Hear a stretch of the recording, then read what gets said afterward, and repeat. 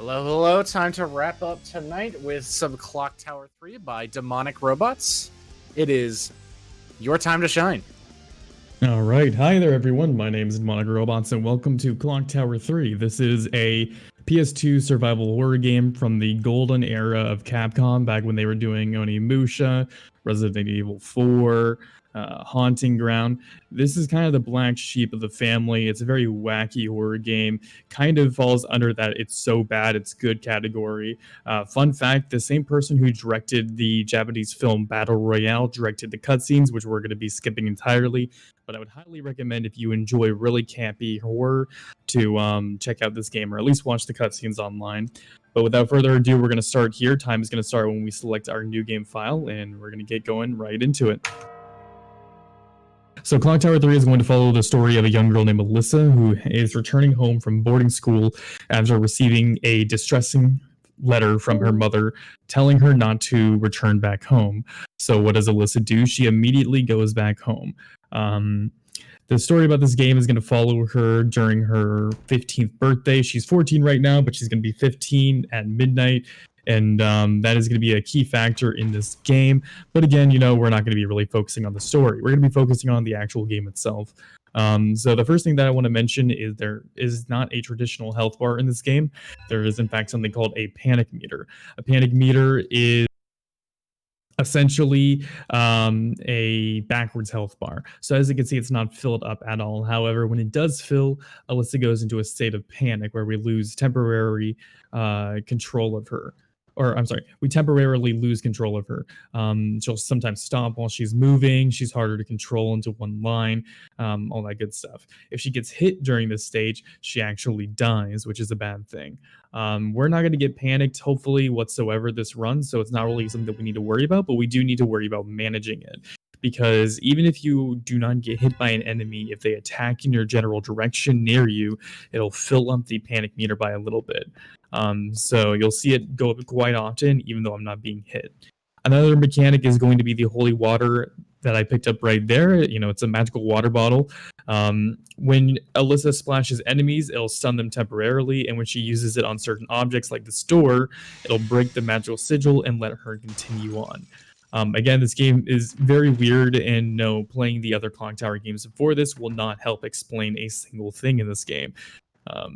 It is pretty much a Clock Tower game by name and one single enemy.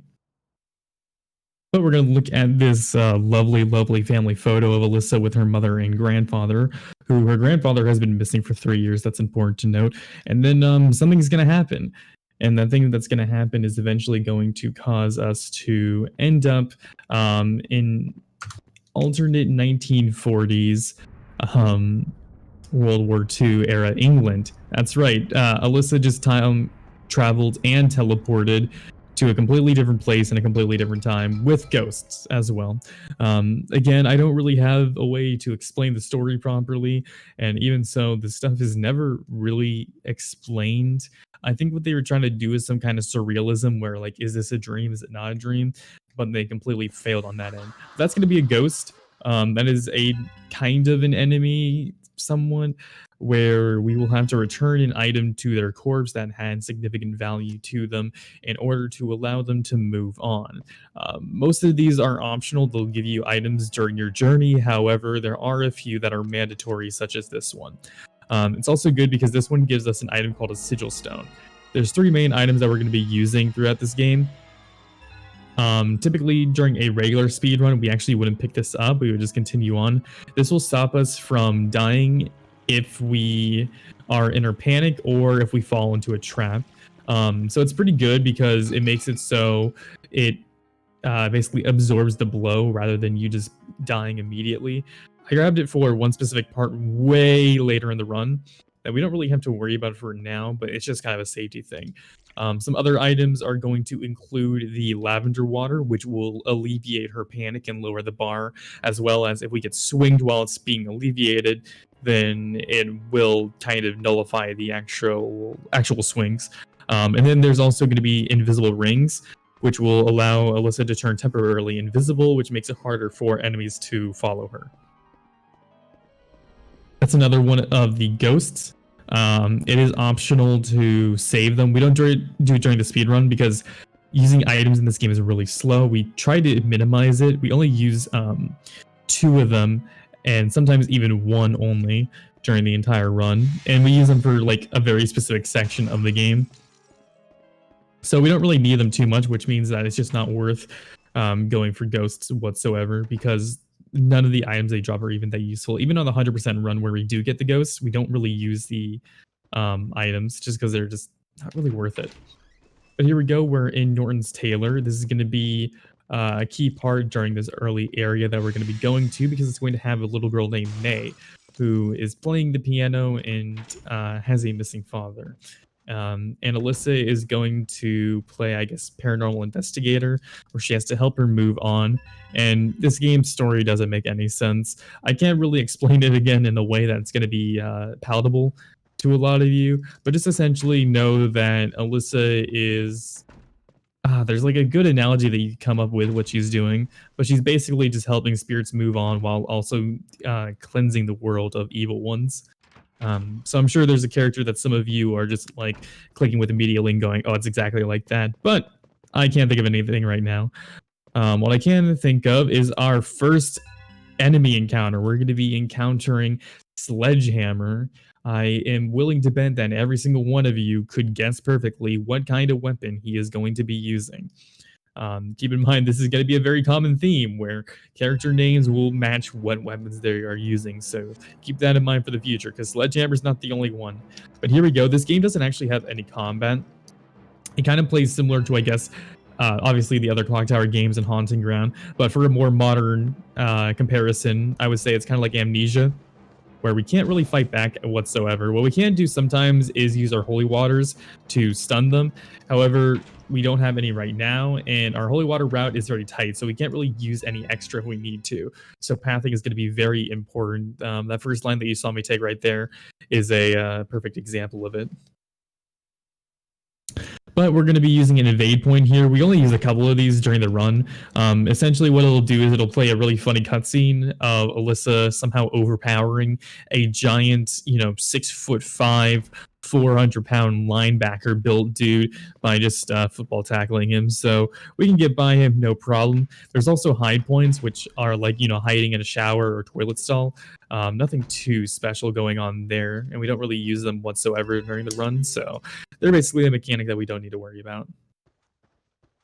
But we're going to grab that. That's going to be our first lavender water. Normally we don't grab that one, but for marathon safety, I'm going to pick it up just in case.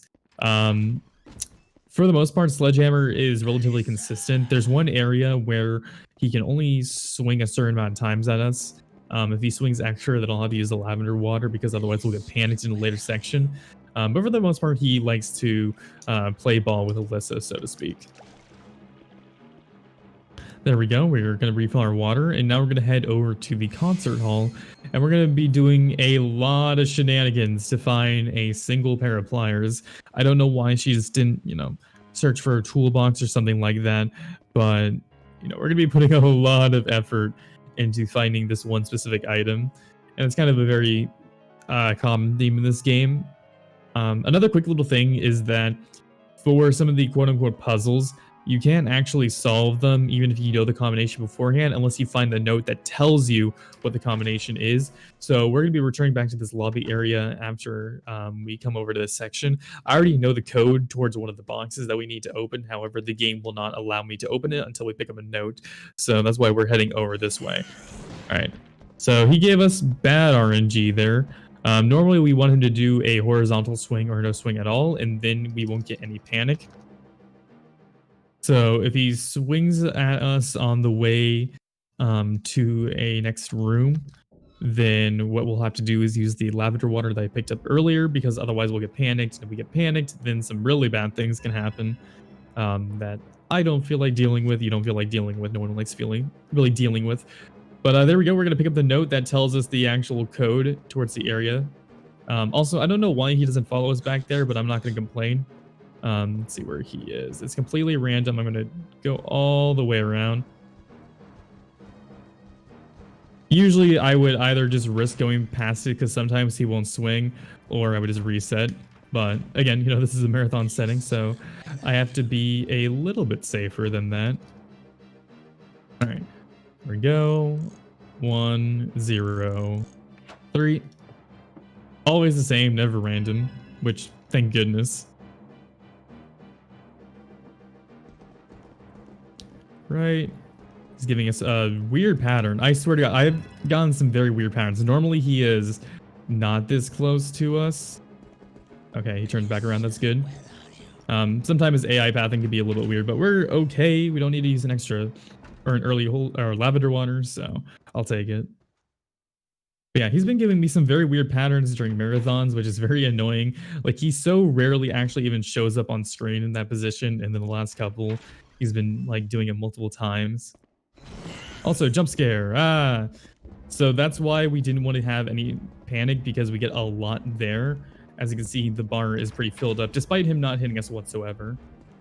Also, another cool thing is that in this game, camera angles are your friend. So we're going to open up this locker, and that's going to make it so he can't attack us, and we can just get to this door the moment it allows us to. You also can't be attacked during those door transition, like little camera angle changes. So it's kind of weird, but it's like the easiest way to avoid enemies. We don't use it too often in the run. That's really the only place that we like to do it, but still just kind of funny how, like, let's opening the store, we cannot get hit. If we had an enemy chasing us, they would not be able to attack, and it's just kind of funny. But here we go. We're going to head over here. We're going to find something in the pocket. That's going to be matches. That's going to allow us to walk over a couple of beams later on. And oh no.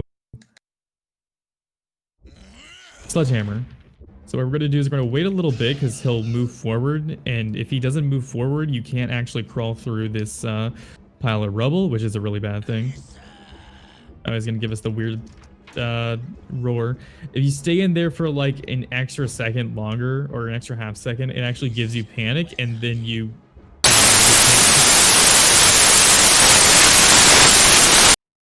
I have no idea what that was. So sorry. I'm just going to keep my game muted because I have no idea what was happening right there. But I do need to check some wires. But in the meantime, I'll just continue on. If we want to take a pause here for a tech check to figure out what that was, I'll be able to do that.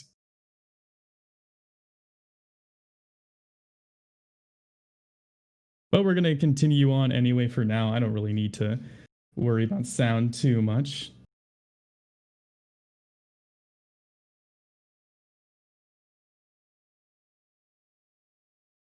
But in the meantime, we're going to avoid another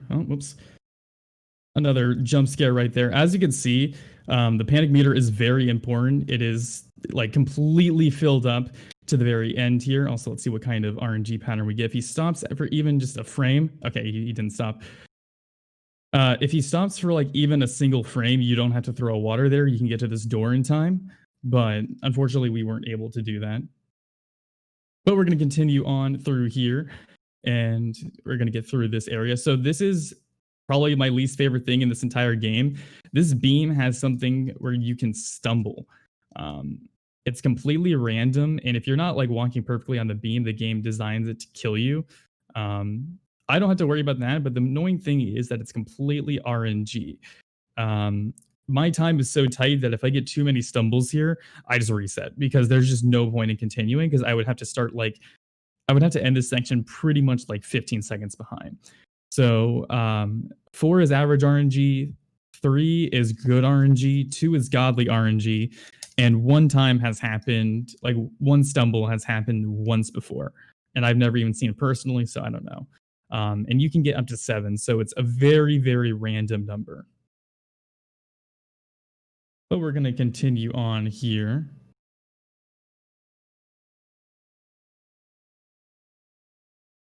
And we got 3. And you can also get it, like, we got 4 right there. That's average. I've gotten it right about, like, right there before. Yeah, exactly. Like, see, right there. She stumbles into the trigger. That is, like, how trolly this game is, where it's, like, really, like, that's the last possible frame I can get it, and it gives it to me. Oh, I'm so happy that happened during the marathon so I can prove that I'm not crazy and the game is like intentionally out to get me.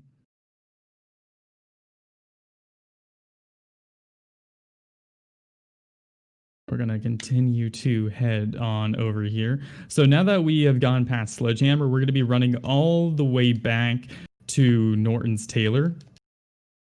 Norton's Taylor is the area that we kind of went to at the very beginning of this run. The reason we're heading back there is we need to grab a specific item to come back here. So we go to Norton's, we come here, we go back to Norton's, and we come back here. Not the best like layout that they could have gone with, but not really a whole lot that we can do at the end of the day. So we're gonna run all the way back over here, and I do hope chat is doing well. I apologize for no sound, but I have no idea what that was, and honestly, I don't really feel like testing it and seeing if it's fixed itself. So we'll just continue on here for now and brace with it. But Sledgehammer's gonna be chasing us. On this mode, he'll never never like attack us. Like he'll never get close enough to do so. On clear mode, however, which is the new game plus kind of category of this game, the enemies are automatically harder. There's not really like a way to play on an easier new game plus, so that's called clear mode. And clear mode makes the enemies way more aggressive to the point where like getting a marathon safe run of clear mode is basically impossible because you can never get it consistently enough to where bad things don't happen without like significantly changing the route and making it much slower. Yeah, this is like a pretty tight game. Normal mode is really the only, I would say, optimized category of this game. There is 4 main categories. Normal mode, which is what we're playing, which is basically new game. There's clear mode, which I just mentioned, which is new game plus / hard mode. That one's a pretty decent time. It used to be pretty like free, but now it's like a little bit harder to do so, but like it can still be brought down a bit. Normal mode 100%, which is where we get all of the extra ghost, and clear mode 100%, where we also do the same thing. Those are completely free. Just not a whole lot of work has been put into them in comparison to the other categories. But we're going to continue heading on here. I'm going to risk it and take a chance to like listen to the volume. I'm going to set to 1. Okay, yeah, so I have no idea what's going on with my volume, and I just don't feel like fixing it right now. So I do apologize for that. That's never happened before, but like in showbiz, we'll do it live.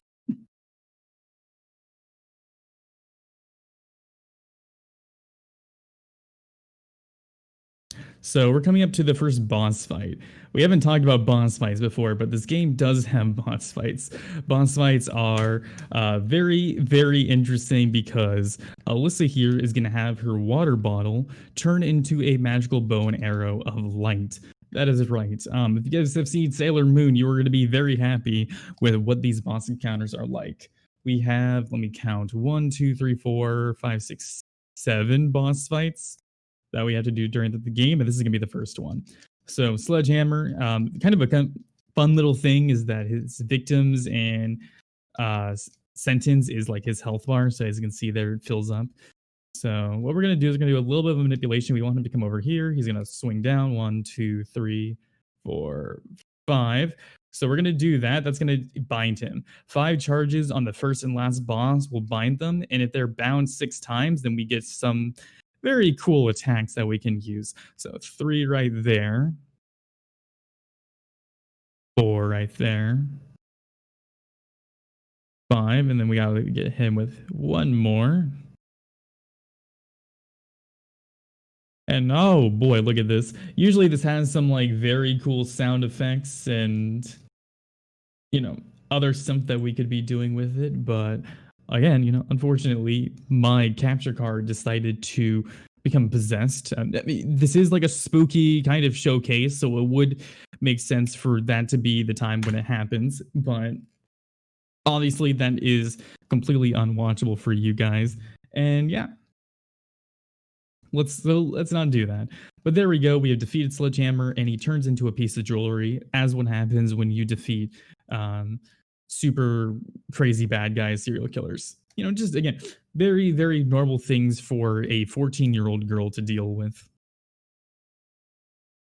But now that we have defeated Sledgehammer, we're going to be heading over this way, and we're going to be returning a pocket watch back to the Ghost of May, which is going to allow her to reunite with her dead father and then move on. And then Alyssa passes out and wakes up in her bedroom.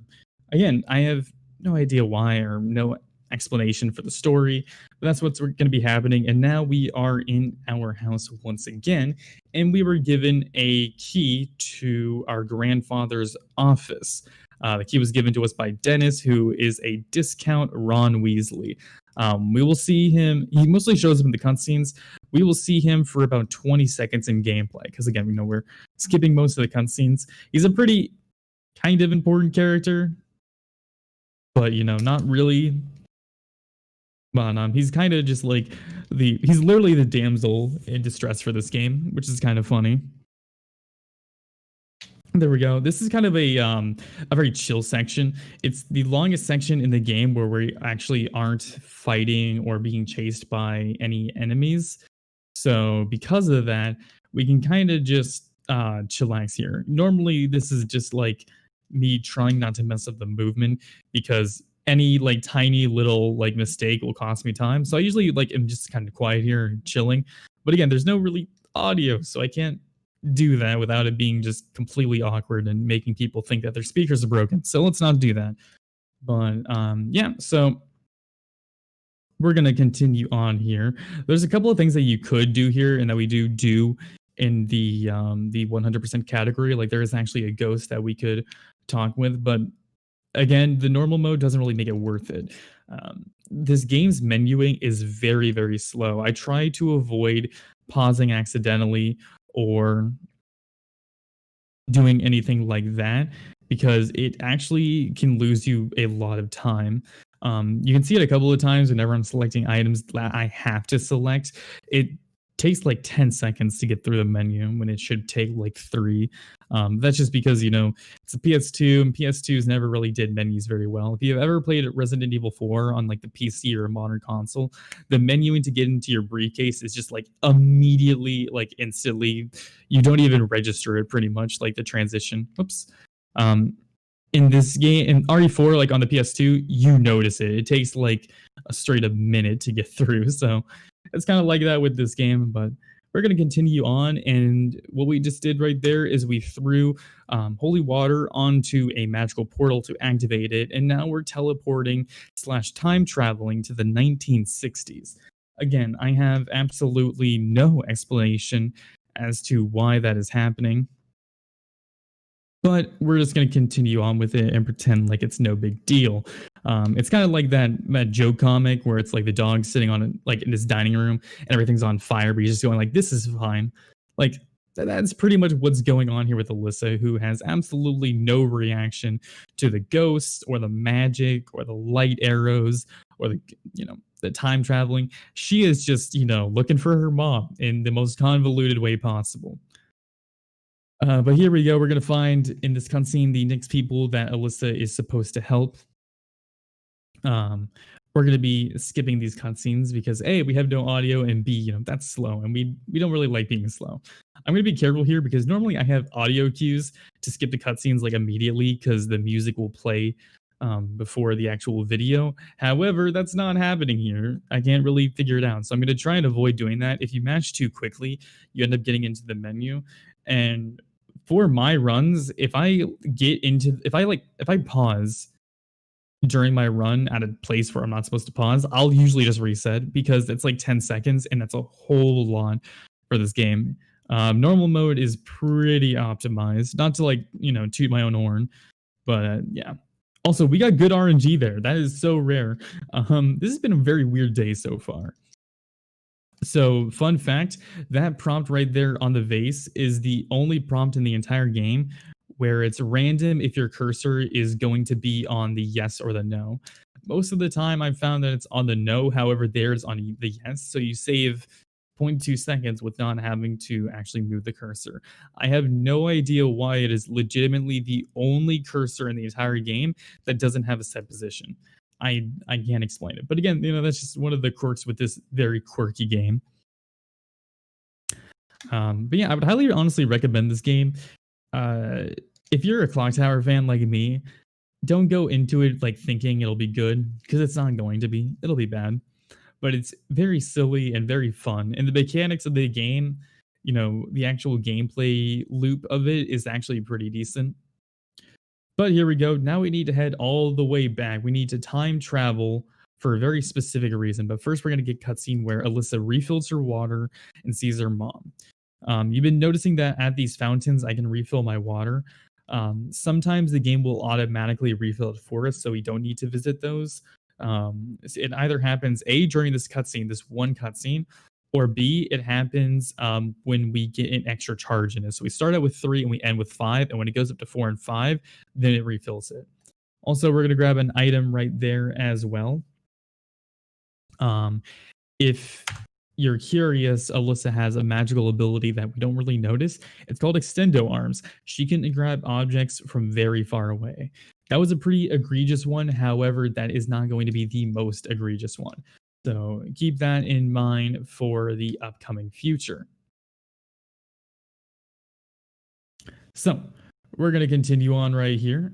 We're going to be heading back to his office because, again, we needed to time travel and teleport to come back here for a very important item. An item that we could not have found anywhere else in the entire universe.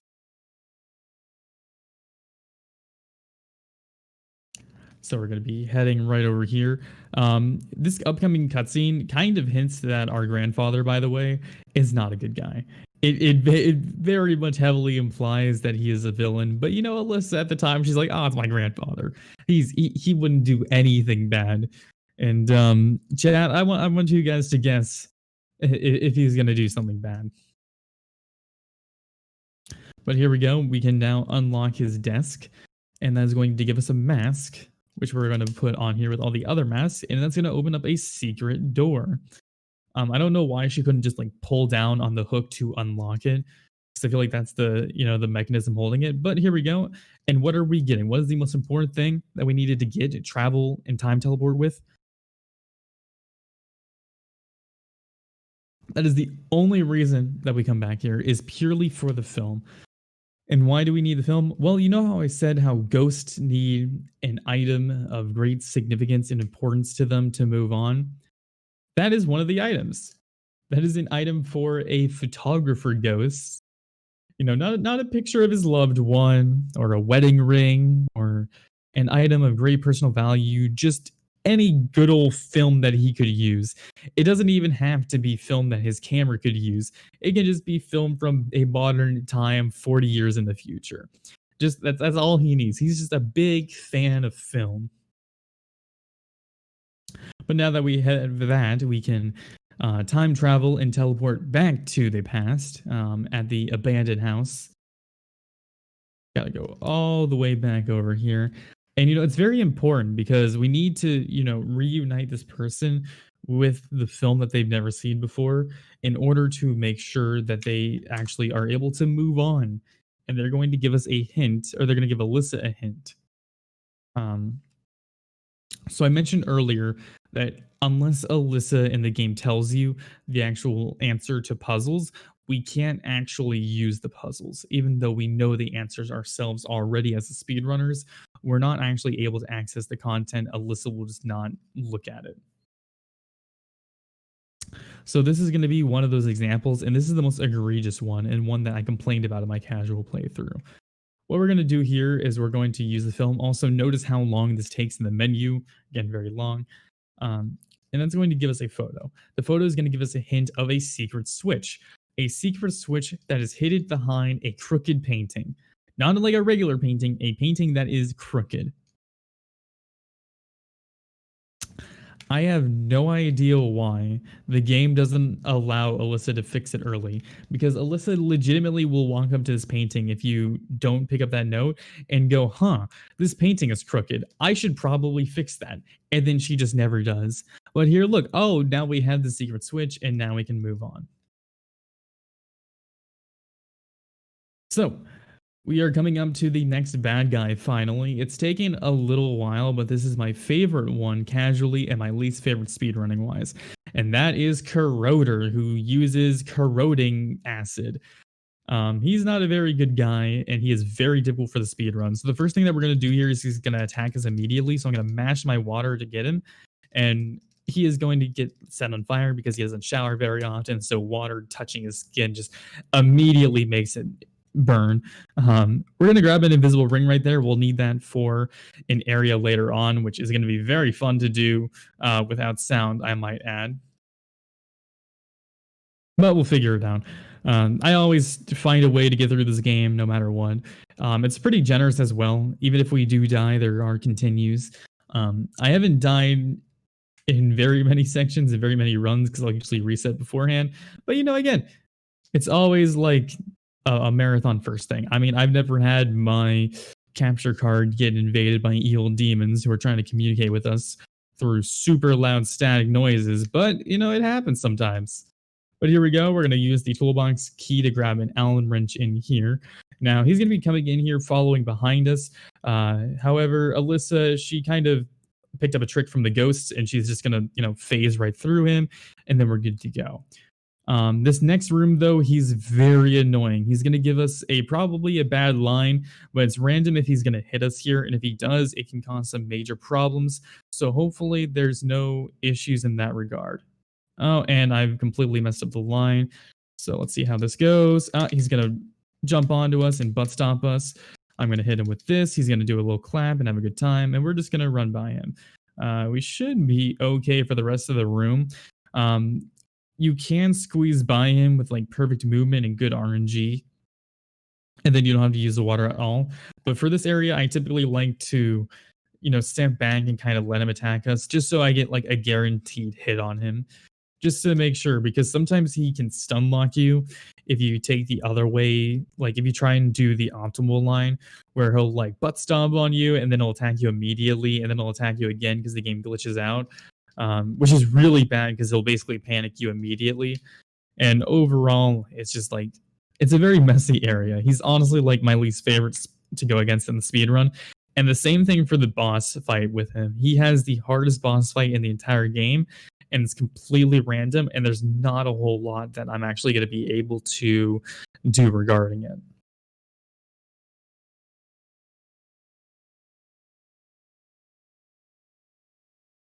But we got a little bit of sideways shuffling here. There is a small, I guess, like little puzzle thing right here where we have to choose one of two different ways to go. The pro tip is don't go over the closest beam or don't go over the smaller beam. They didn't really make this too difficult, but if you walk over the other beams, they'll break apart, and then you end up having to get a cutscene and start from the very beginning. It's actually done during the 100% route because it reveals the corpse of that ghost that tried to grab us a moment ago, and we need to reunite that ghost with the item, so we'll fall intentionally. It's also pretty good because it gives us probably the only useful item that a ghost can give us, and that's a binding arrow. So near the beginning of this run, I picked up what looked like a green arrow that I didn't really mention. Also, this might be bad, but let's see here. I picked up an arrow that was green. That was a repellent. Oh, all right, we're good. The repellent arrow essentially will do extra damage and knock the enemy back. We want to use these for very specific purposes, and we don't want to use them too early. Then we have a binding arrow. A binding arrow acts like a fully charged arrow shot and will bind the enemies immediately. But we don't use those just yet. We're going to be using them later on. In the meantime, we have to deal with Corroder. Corroder is random because he has the ability to sidestep very easily. Sidestepping is Alyssa's weakness because although the game will auto aim for us, 2, 3, we actually don't have a way to actually move it around when they do this. So if he sidesteps, I basically will miss my shot, and there's nothing that I can do about it. We also need to have a 6 charged arrow rather than a 5 charged arrow like with Sledgehammer. So it takes a little bit longer to get that binding, and this is really bad. Oh no, we're okay. Sometimes he'll get bound early on. It's kind of weird because even though normally it takes 6, sometimes it could take 3 at minimum, and sometimes it'll take it in between. It depends on the positioning of the bindings as well as the positioning of the actual enemy. It's pretty bad that he got bound this early. We don't want him to be bound too early because then we have to rebind him. And we don't want to do that because he still has a lot of health usually. And if we aren't careful, what will end up happening is he'll actually get that spirit bomb attack twice. And that's really slow because you have to watch the cutscene every time. I'm not just like showing off the cutscene because it's like really cool. Oh yeah, see that's what I was talking about. Also gotta dodge that attack. That's what I was talking about. That sidestepping is the worst thing ever. Um, Especially if you're on world record pace here. This is like very annoying because there's not a whole lot you can do and there's not much of a recovery to it. Oh, it's really bad. We're gonna have to back up here just a bit. You need at least 3 charges to actually like stun him, so to speak. Okay, he's almost dead here. There we go. And that is the corroder fight. So pretty bad, but funny enough, even with that, I was still only 0.7 seconds behind my my actual like PB. So you can tell how bad that fight is. And then my personal best, I was behind 20 seconds. So that area or that fight is like the biggest time save in my run personally. It's pretty brutal.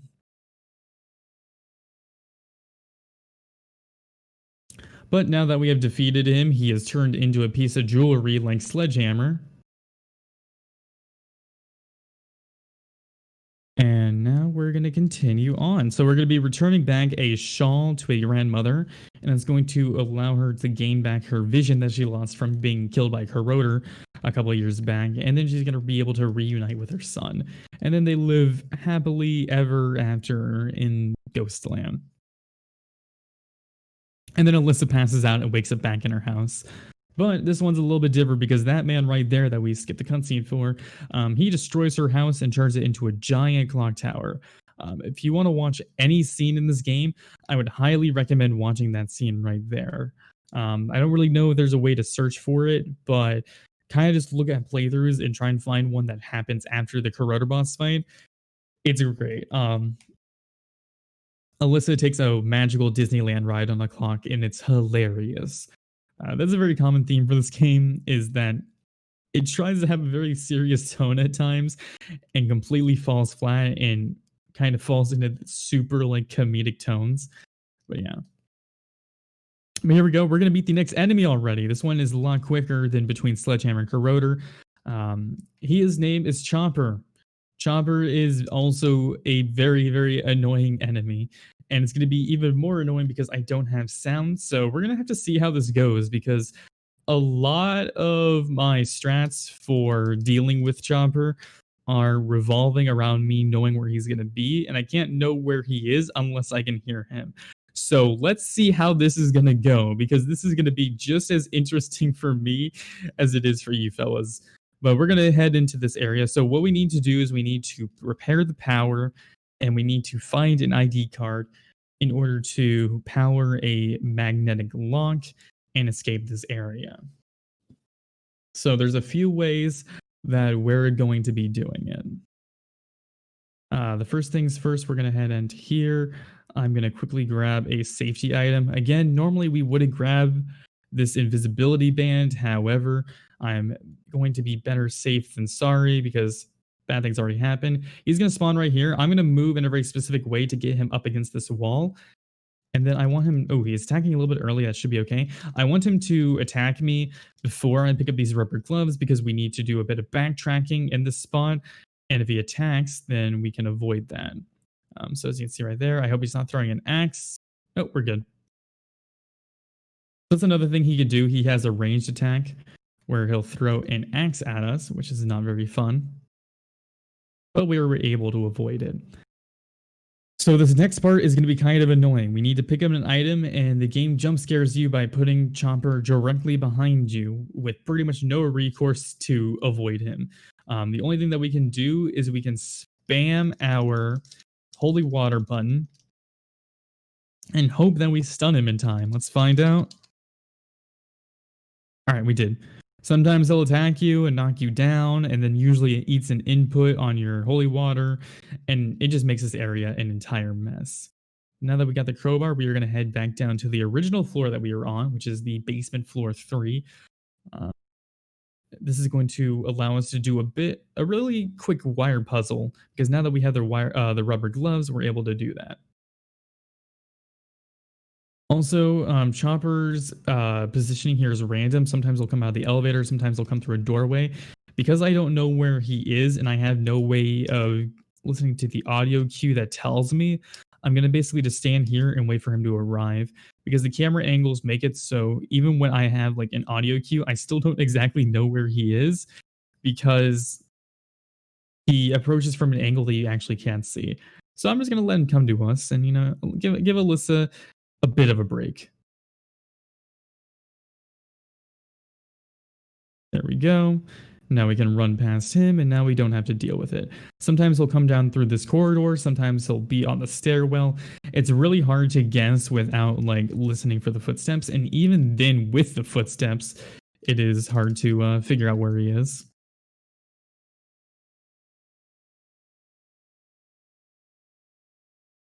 But now we're going to head down here, and this ghost, he needs to be reunited with his item. That's him right there. That's his corpse. That's the item.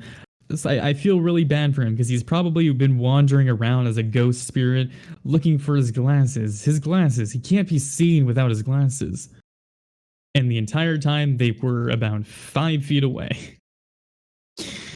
You could tell that this man was, he was definitely blind. Actually, I think that might be why. They wanted to show how blind he was, that he couldn't see his glasses 5 feet away. It's like a Scooby-Doo character. But we have the ID card now. All right, we're gonna avoid that axe right there. He tells us to catch right there. Alyssa's not very good at catching. She's not a baseball player, so we're gonna avoid that. I'm also gonna point something out that I'm really sad that I can't like show. During this entire time, he's taunting us with his voice where he's just like, "Oh, nice trick, ha ha ha," all that stuff. He is a completely different voice actor for the cutscenes compared to the gameplay. I'm not even kidding. They're not even like two voice actors trying to mimic each other. They're legitimately going for two completely different tones. If you watch the game's cutscenes, his voice actor is different from when he's actually chasing you in gameplay. Also, he can spawn either behind us or right in front of us. All right, he spawned right in front of us, but he spawned at a good angle, so we don't have to worry about it. Sometimes he won't attack us as quickly, and as you can see, like, you don't really have a way of seeing him early on. So I'm very glad. We're gonna have to throw another water at him again, but we have an extra 2. So because of that, we're much safer, and hopefully nothing bad happens. There we go. He gave us some really good angles there, even when, again, I was talking about earlier, even with audio, that's hard. So I'm glad that he gave us the good ones. I think he realized that the game is having a panic attack with the sound. And yeah, he just is like, all right, I'll throw you guys a bone. I'll let you move on. But we're coming to the very end of this sewer section and coming up to the next boss fight, Chopper 1. Chopper 1 is a very annoying boss fight, but for now we need to grab that arrow. However, we're not going to be grabbing it right there. We're just going to leave it behind for now, because if we come up here, Alyssa is just going to grab it through the stairwell. Again, she has that magical ability of a spirit bomb and extendo arms. This lady can truly do everything. But now we're back in our house. But wait, I said it was destroyed earlier. So if it's destroyed, how are we here? Well, this is actually the past. Alyssa again has time traveled back to the past to where she was born. And in this cutscene, she learns that her grandfather murdered her father when she was a baby. But here we go. We're coming up to the quickest boss fight in the entire speedrun. Or theoretically should be the quickest. He is completely random with his patterns, and we need him to give us a good one. on a speed run, the like most ideal thing for him to do is to throw an axe at us like immediately, because then we can do a really cool bind and kill him early. But we just need him to stand still or not charge at us. We need you to literally not do that, but we can recover this. Ah, we didn't get it. That's bad. See here, we need a 6 charge. He's not playing around. He's going to try and go around. That's okay. There we go. That's exactly what we needed. So we need to bind him to continue on. He's going to throw his axe. You know, this would have been great RNG if he did that way earlier, but sadly he did not. So we're just going to have to deal with it right here. I think if we hit him right here, that should be good enough. Nope. We got the bad luck right there.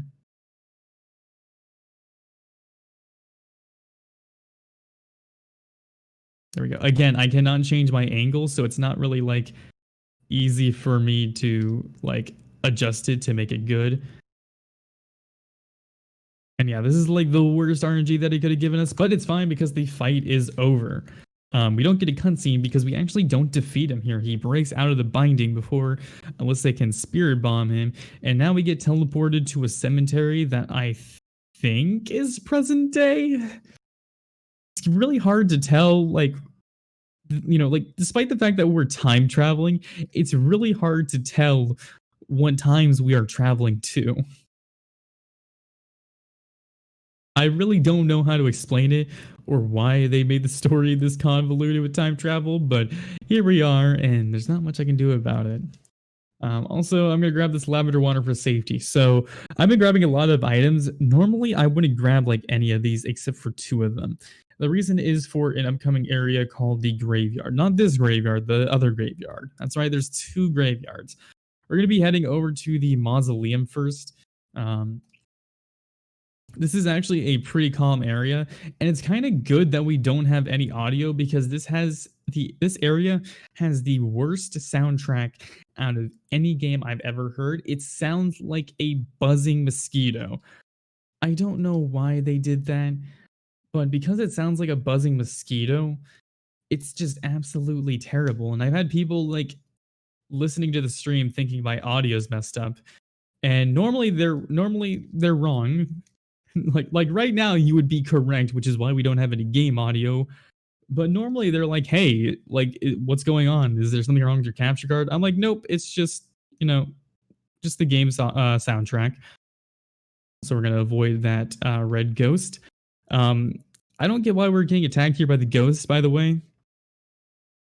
If you guys don't know, even now, Alyssa is something called a rooter. A rooter is a magical woman who can fight subordinates and entities, and they gain their power before their 18th birthday. These are the spirits of rooters who have been killed by subordinates, specifically Chopper. This way. So they're actually Alyssa's ancestors, but for some reason they're attacking us. I'm also going to pick up a repellent arrow. The repellent arrow does extra damage to the bosses and also knocks them back a little bit. There's 2 types of arrows, the repellent arrow and the binding arrow. The binding arrow essentially acts as a regular arrow, but a fully charged shot of it. This is going to be very, very important for the final boss. We're not going to be using these arrows too much for the other bosses that we're going to be fighting. They're pretty much only going to be used mainly for the final boss in the game, because all the other bosses, you know, the strategy to them is basically like just aim and shoot at good times. The final boss is significantly more complicated, and I think this game would be a much better speed run if all of the bosses were as hard as him, but they're not. And I'm going the wrong way. Whoops. This area can be confusing because, you know, there's a lot of backtracking and moving back and forth and all that stuff. Oh, here we go. We're going to grab another arrow. It's important to note that I'm actually picking up these arrows in like, whoops. I'm picking up these arrows in a very specific order because I can't actually choose like, oh, I want to use a repellent arrow now, or oh, I want to use a binding arrow now. I actually have to use them in the order that they're picked up in. So because of that, I don't want to have a time where I pick up 2 binding arrows in a row, because it'll ruin a strategy for later on and make the final boss fight significantly harder. So I need to be careful and I need to make sure I don't forget any arrows. Um, I haven't forgotten in a long time. Uh, so I think we should be okay. Anyway, we're going to continue returning these rooter stones back to the graves because they were in the wrong ones. Pro tip for this area: red goes with red ghost, yellow goes with yellow ghost, and blue goes with blue ghost. They really, pulled out all the tricks for a lot of these puzzles. Made them so you really had to use your brain on them.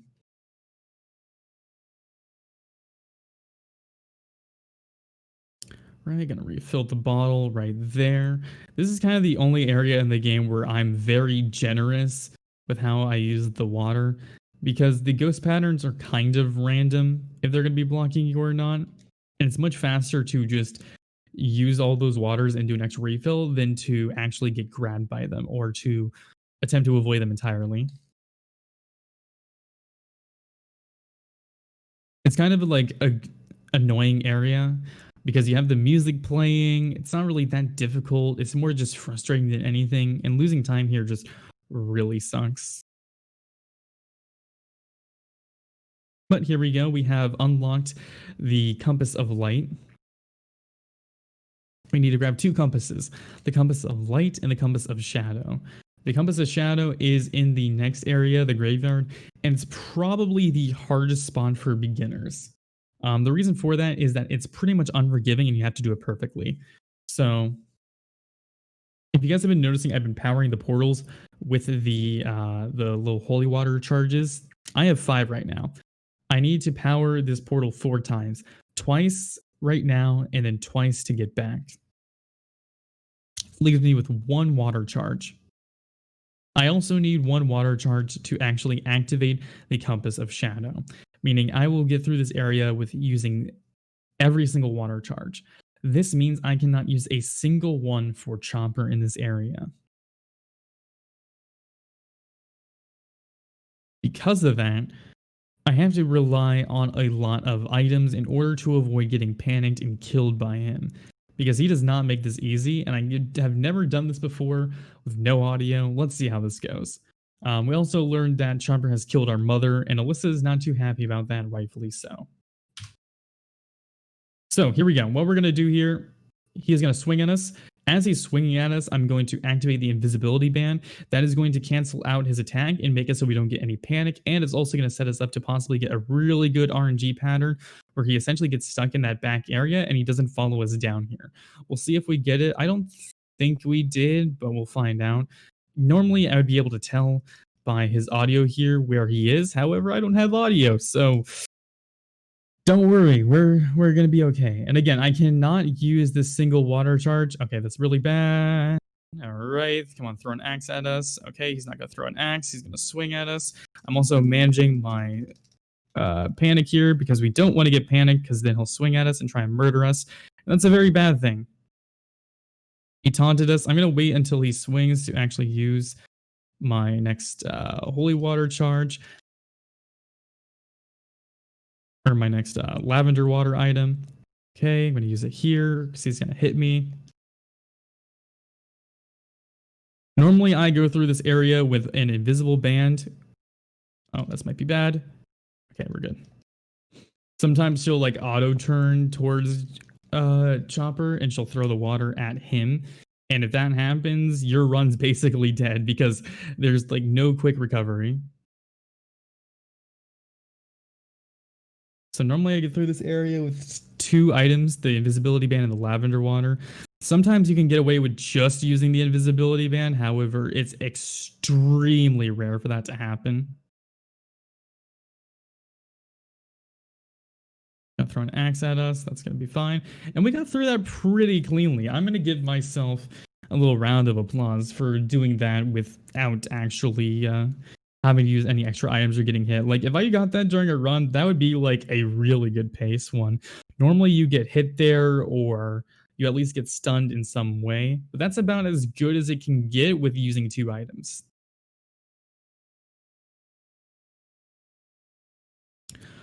All right, we're going to use that compass right there.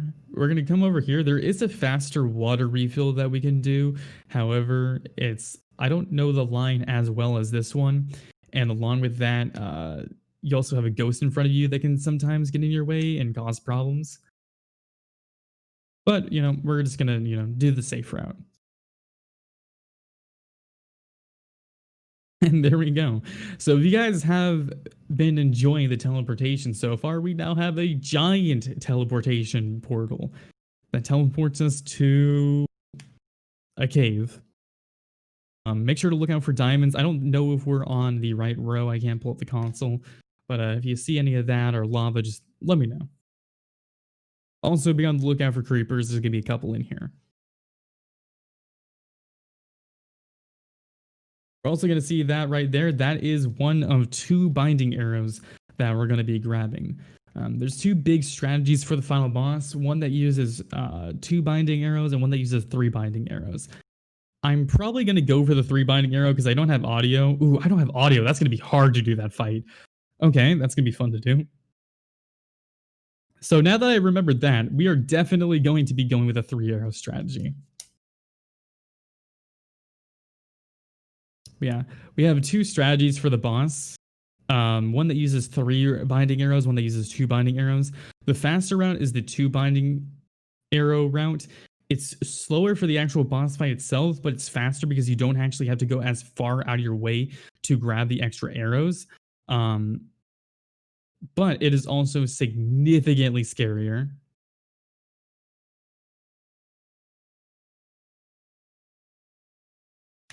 But we're going to go with a 3 binding arrow strat. That makes it much easier. And yeah, I won't be doing that area completely blind. It'll only be semi-blind. Because usually I use an audio cue for that fight. So I don't know what I'm going to do now. But here we go. This is going to be Chomper 2. We're actually going to be doing a AI manipulation with the first repellent arrow that we picked up. This is going to make it so he attacks us immediately with a ranged attack, and that's the only way that we can begin to do damage to him. So hopefully I won't mess this up. I messed this up yesterday, and I'm not going to do it again. We need to wait for him to charge at us. For him to attack, we're going to counter attack. That's going to send him back there. And then he's going to throw an axe at us. We're going to hit the axe. That's going to knock him down and slap him in the face with it. And then we are going to charge attack him. And that is going to be the fight. Pretty much you cannot screw it up after this. Well, let me take that back. You can screw this up after this. I'm not going to. He's going to throw an arrow at us. I completely screwed it up. That's really bad. Okay. 5, 6. Okay. I'm going to wait for him to throw that at us. That's going to knock it back. This is totally fine. Again, I'm kind of getting thrown off here by the fact that I'm currently not using any audio in the game, and therefore that's making this fight a little bit harder, even just like a teeny bit. But there we go. We're going to bind him, and I don't think that'll kill him, but it's okay because it knocks him down, and we can just immediately attack him again.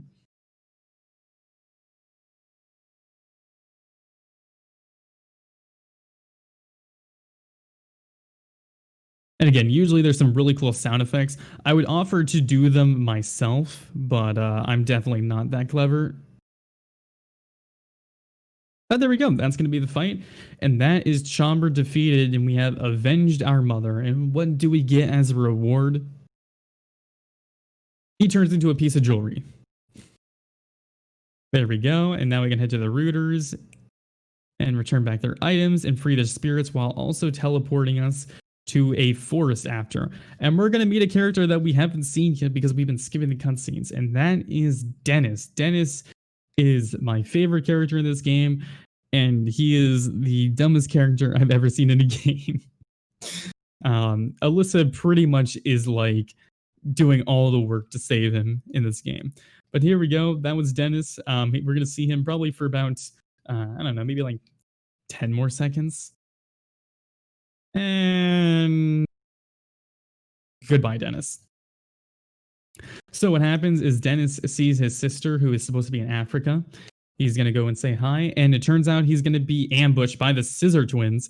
So if you're a Clock Tower fan, you've probably heard of the earlier games, and you probably know the titular enemy, Scissor Man. He is going to be the guy that is in the earlier games who chases after us in Clock Tower 1 and Clock Tower 2, and is a pretty cool villain. In this game, he is a completely different character and shares the name, and he is significantly worse. I have no idea who approved this or thought this character was a good idea for a redesign, but like this is essentially what happens. Like I'm sure there's a lot of comic fans in the chat who like love DC or Marvel. This is like if they just completely ruin Batman's character. Not only like, making him kill people, but also like changing his outfit completely to not even be a bat. That's pretty much what they did right here. But this is the hospital area. This is actually kind of cool because we have the regular world and the mirror world. Scissor Man is on the regular world and Scissor Woman is on the mirrored world. And we use this looking glass to transfer between them. We need to find 3 keys to open a electronic door. We have one of them, and then we have 2 more that we need to get. One of them is in the mirror world, and then we also have to unlock something in the mirror world to unlock the final key in the regular world. Makes absolutely perfect sense, totally not confusing in the slightest. But here we go. We're going to get ambushed by Scissor Man, and all we're going to do here is look through the looking glass right there.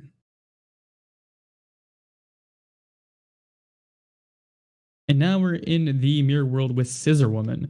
Scissor Woman is a little bit scarier for me compared to Scissor Man, because we actually have to be in this area a lot longer, and we have to take Scissor Woman through multiple rooms. So hopefully she gives us a good RNG pattern. This game has been really wonky today, not gonna lie. But we're just going to splash that door right there. That's going to unlock it. And it's also going to unlock it on the regular world side. What are you doing, Scissor Woman? Please don't hit me. She's going to hit me. Nope, we're good. I'm going to use the lavender water because I got a lot of panic there, and I have like 3 extra. So we're just going to be safe and not worry about it. But there we go. We got through that pretty okay. We're not out of the woods just yet. Thankfully, I can use like all 4 of these charges on Scissor Woman and Scissor Man. I want to end this area theoretically with at least 2, because if I end it with 2, then I don't have to do an extra water refill. Also, we're just gonna hit her through the wall, because again, the holy waters could just go through walls, and I'm not gonna complain about that. That is not gonna be an issue that I have with this game.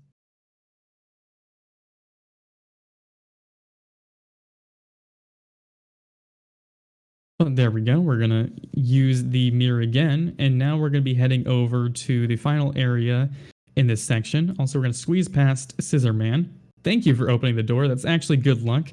Sometimes he'll come down through a different room, or he'll come through that room, but he'll hit you as you're trying to walk inside. He didn't do neither of that. So he's actually being pretty chill today.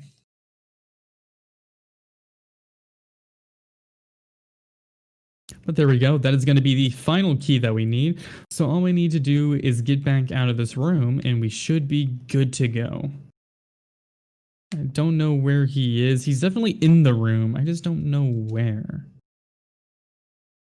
Okay, that should hit him. There we go. And we're good. And we also ended with 2 waters, meaning that we don't actually have to do the second refill. We only need to refill once, which is very good. We want 2 waters because we need to fill a teleporter.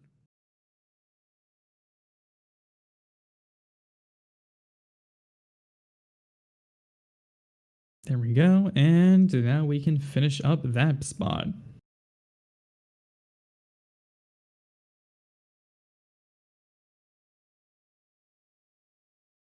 So overall, not too shabby, and we're also heading into the late game finally. We see our grandfather in a hallucination/flashback. We are heading to the Burrows Castle, not to be confused with the Burrows Castle in Clock Tower PS1. 2 completely different families, 2 completely different castles, and 2 completely different locations. Actually, I think both of them were in the UK. I don't know. This game doesn't make any sense. So we're going to get attacked by Scissor Man. I'm going to wait a little bit to attack him. That way he doesn't come attacking us too early, because we need to open up this door. So we're going to splash here. We're going to splash here, and now we're good to go. So now we're entering into the castle. This is like the, the 20-minute area of the game, or you get about 20 minutes left when you get here. Kind of the final stretch of it. We're going to grab this repellent arrow right here. And again, we're kind of setting up our inventory to make sure that we don't have any binding arrows that are picked up back to back. Because otherwise it'll mess up a strategy because we can't actually change the order that we pick them up in. Also, we're going to get attacked by Scissor Man here. What I'm going to do is I'm going to hit him with the water, and then I'm going to use an evade point. We haven't used this since the beginning when we first met Sledgehammer and the game forces you to do so. I use this one. Sometimes other runners don't. It makes this area significantly safer. It is a little bit slower, but it makes it so you don't A, have to use an extra water, which makes the next area harder, and B, it doesn't make it so you get panicked and your run dies. So safety strat is very good. But that's going to be the last that we're going to be seeing of Scissor Man up until his boss fight. So I hope you guys enjoyed him. We're going to go all the way around here. So normally I would just run directly over to the other gate. However, because I do not have audio and I don't want anything weird to happen during the final boss fight, we're going to be going with the much safer strategy. So we're going to be grabbing this binding arrow right here, and then we're going to grab this repellent arrow over here. This is very, very slow to actually walk all the way around instead of just walking straight over. So that's why we don't do it during like world record or PB attempts. But it makes the boss fight so much easier that during a no reset marathon of an already invalidated run because it has no audio, I think I'll be okay with it. But here we go. We get a little shimmying area. Normally, this is the area that I would I would offer the host to read donations, but since this is a showcase, so we're not doing that. I just want to say I hope everybody's doing well. I hope everybody's having a fantastic day. And if you've been enjoying the showcase so far by Juo, and I believe his name was Binding of Blue, who was doing RE3 make beforehand, make sure to follow. If you could subscribe, I'm sure that would certainly help Fastest Furs. And they have another upcoming marathon that is coming up soon, which I think you guys should probably check out. I believe that's happening in November 7th to the 11th, if I'm correct. I'm sure if there's a moderator in the chat, they can drop a schedule or a link of some kind. But here we go. We're going to continue on. So the reason we had to go all the way over there and fight Scissor Man is to find a note telling us that there's a loose steel bar here. If you do not pick up that note, you cannot actually get through this area. Again, very annoying, but what can you do?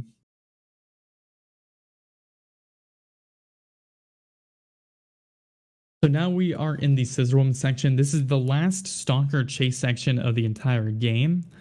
It's a pretty easy one, thankfully.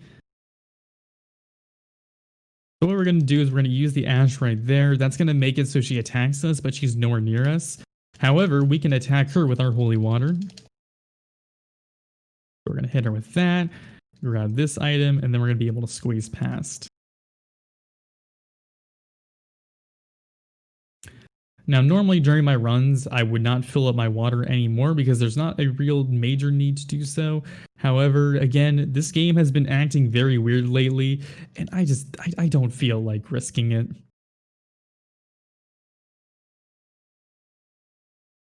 So we're going to be doing the safety strat of picking up the holy water refill right here and sacrificing 3 whole seconds. We're also going to put this crescent here. We don't need to do it right now, but it's just kind of better since we're running through the pathing of that area already. And also, even though Scissor Woman is behind us, she's going to magically teleport because Alyssa's not the only person who can do that. In fact, the subordinates are significantly better at teleporting in front of us.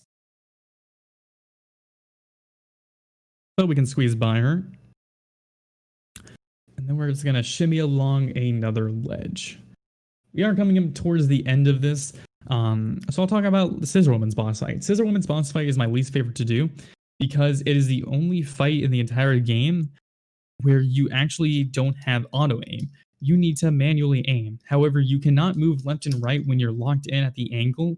You have to position Alyssa and then aim. So it's very janky and it's not very comfortable to do. So because of that, it makes it very risky because we use repellent arrows and you can't actually cancel an arrow charge. The only way to do so, where if you're locked in at an angle and you want to change it, is you have to just get hit. Oh no. All right, we're good. Sometimes he gets squeezed faster. However, I don't have audio, so it was hard to figure out where she is. So because Scissor Woman's fight is like that, we actually use 2 repellent arrows because she has a significantly shorter health bar because you can't hit her as easily.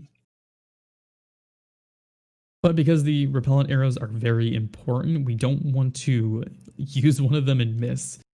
So hopefully that doesn't happen in this area. Fingers crossed. We also have some armor knights here. If you've played RE4, you should know kind of what this room is going to be like in a minute. Essentially, they're going to be swinging axes that we'll have to dodge. And if they hit you, you die. Like, there is no safety. So if you remember at the 3-minute mark of this run over an hour ago, I grabbed a... Oops, I gotta pick this up. I grabbed a sigil stone. I got the sigil stone just for that room, and I'm still going to do the safe strat because it sucks because you die immediately and there is like no recourse. If you have the sigil stone, however, it eats the hit and doesn't kill Alyssa, which is very good. I have died in that room before on world record pace, and I did the risky strat one time. Or I'm sorry, I did it twice. One time it worked, one time it didn't work. After the one time where it didn't work, I am never doing it again. It's not worth the 7 seconds, I promise.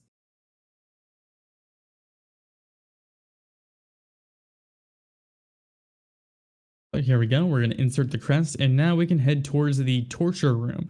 That is where Dennis is being held, and we learned that the subordinates, the Scissor Woman and Scissor Man, who are trying to kill us, and all the other ones have been working for an entity who is trying to steal Alyssa's heart in order to gain immortality. And that man, who is the entity, happens to not be the character from Dead by Daylight, but rather Alyssa's grandfather. Bum bum bum. So he is trying to kill Alyssa in order to gain immortality. And he says that he will, or the Scissor Twins say they will kill Dennis if we do not give them our heart. So Alyssa, not wanting either of those things to happen, is going to have to defeat the Scissor Twins. However, I should mention that the reason she hasn't been using the bow and arrow the entire time is because she needs to have an item of significant value. So she does not have that for this area yet. So she actually can't fight the enemies. We're going to have to come back through here again after we pick up the item. But yeah, I don't know. It's very like weird logic. I respect the game for doing something that is so completely out there, but there is just a lot of stuff that is confusing, especially with this being the third in the series and having nothing to do with the other clock towers. Like, in the slightest, like barely like matching tones in gameplay. But this game is so weird and wacky that I love it, so I don't care.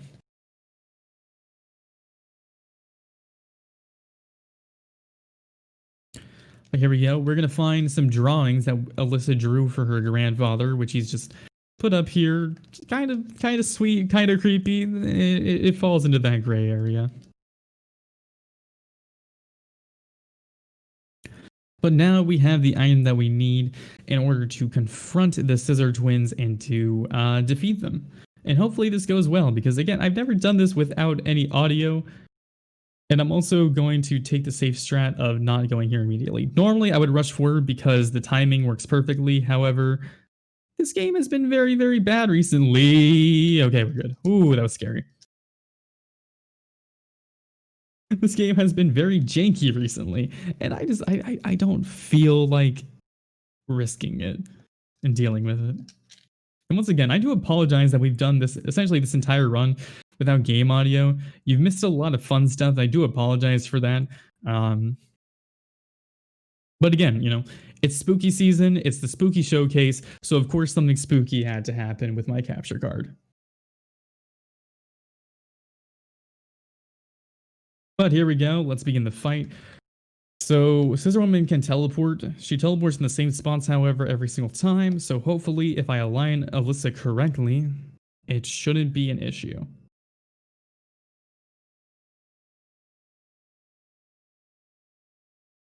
So let's see how this fight goes.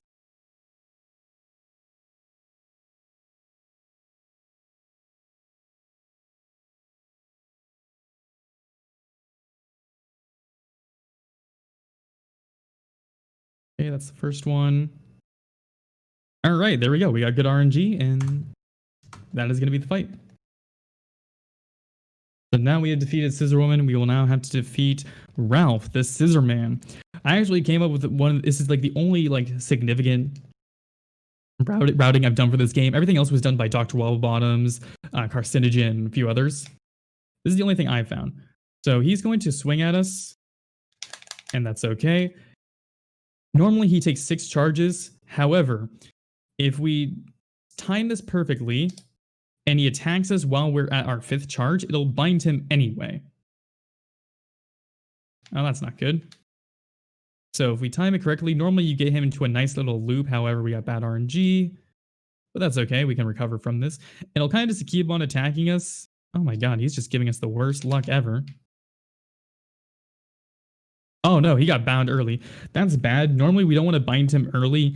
We want him to be kind of stunlocked there a couple of times because A, it kind of keeps him in place, and B, it also makes it so we don't end up spirit bombing him twice and having to watch this cutscene twice, because that's really slow, and we don't like being slow.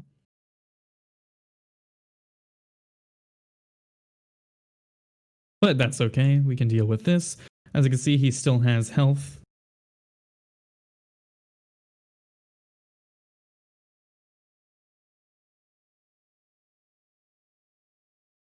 Oh, it looks like he's giving us, again, bad luck, man. So I'm just going to attack him with 5 charges, because that way it's going to make it so we don't accidentally bind him and have to do the spirit bomb.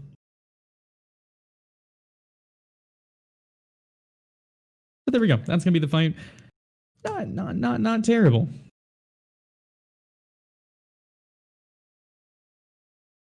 But now we are heading to the final boss. Dick Burrows. He is the Lord of the Castle who has fused with our grandfather and is the entity that is trying to take her heart. And this is the final confrontation in the game. He is also the hardest boss by a significant margin. He has 2 health bars, he has a ranged attack, and he can bind Alyssa himself and do a spirit bomb onto Alyssa as well. You thought Alyssa was the only person who could do it? No, Burrows will do it to you and it kills you immediately. Normally, I do this entire fight based purely off of sound. However, I cannot do that. So this is probably going to be the scariest battle with Burrows that I've ever had. The amount of world record pace runs that I have lost to this guy is an insane amount. So hopefully it goes well. I'm going to take a save here. I never save during runs because there's continues, but I don't know if it's going to crash or do something crazy. So we're just going to save just in case. But we are finally in the clock tower. That's right.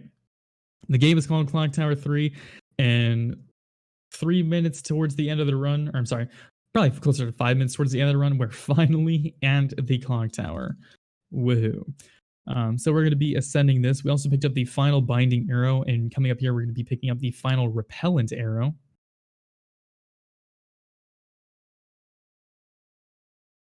As we are ascending it to confront our grandfather. Yeah, he is a very scary enemy. We want to manipulate his attacks, and normally he has sound cues for them. Like, for example, for his purple orb, that is a binding, he'll go, yaha! Or if he does his pool of blood, there's no escape, or his melee attack, yeah, like, just picture those sounds that I made, like, whenever he does those attacks. The main thing that we want to avoid is we want to avoid the melee attack at all costs. If he hits you with the melee attack, it knocks Alyssa down, and it makes it so he can grab you, suck your life force, and then he has supercharged versions of his attacks, which is really bad. So here we go. I'm going to take a little safety save right here.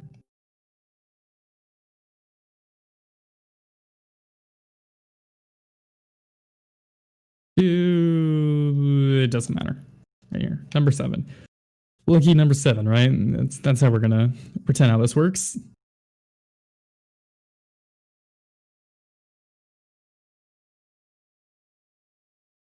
Right, we get a little bit of a cool little amusement park. If you guys have played Fall Guys, this is where they got the inspiration for that one level from.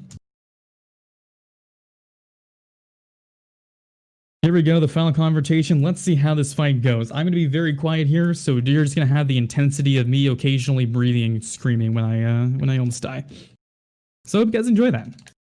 But so the first thing that we're going to do, we're going to manipulate a melee attack out of him, and that is going to allow us to get a binding off. Yeah, 1, 2, 3, 4, 5.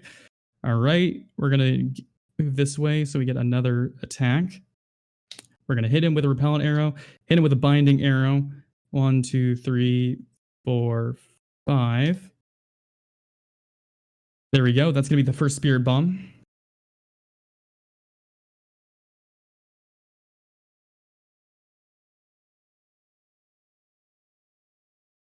It's going to come all the way down. We need to do this 3 times. As you can see, he has 2 health bars and it goes all the way towards the entire screen. So even if you only had 1 health bar, he would still be like the hardest enemy. All right, we're going to back up. I need him to do a melee or that attack. That's great. 1, 2, 3, 4. Oh no. All right, we're good.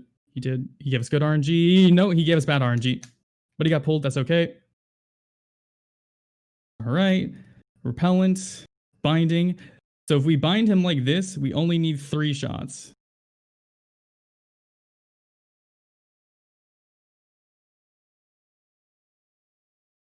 All right, again, we have a spirit bomb. This fight is, again, way easier when we grab that 3rd arrow. It's much slower for the speed run, but it makes this boss fight so much quicker and so much like safer. That's like insane. And it's kind of unfortunate that we can't use it. 2, 3, 4, 5. That's good. I'm gonna wait for like him to attack us one more time. All right, no escape. That's great. Hit him with that. Hit him with that. And then 1, 2, 3, 4, 5. All right, that is about as good as that boss fight can get. If we don't kill him with this 3rd spirit bomb, then we should be able to finish him off with that last repellent arrow that we picked up.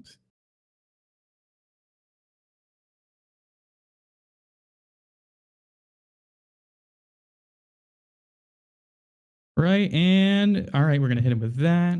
Oh, he's still got a little bit of health there. That's okay. Hit him with that. He's gonna attack us. 1, 2, 3, 4, 5. 1, 2, 3. And that is going to be him not defeated yet. Time is going to be coming up here in just a moment. We have one little section that we have to run past. I have lost 1 world record here before, and I was very salty. He just needs to not melee attack us. He did not melee attack us. We got the good RNG. We can squeeze by him, and time is now.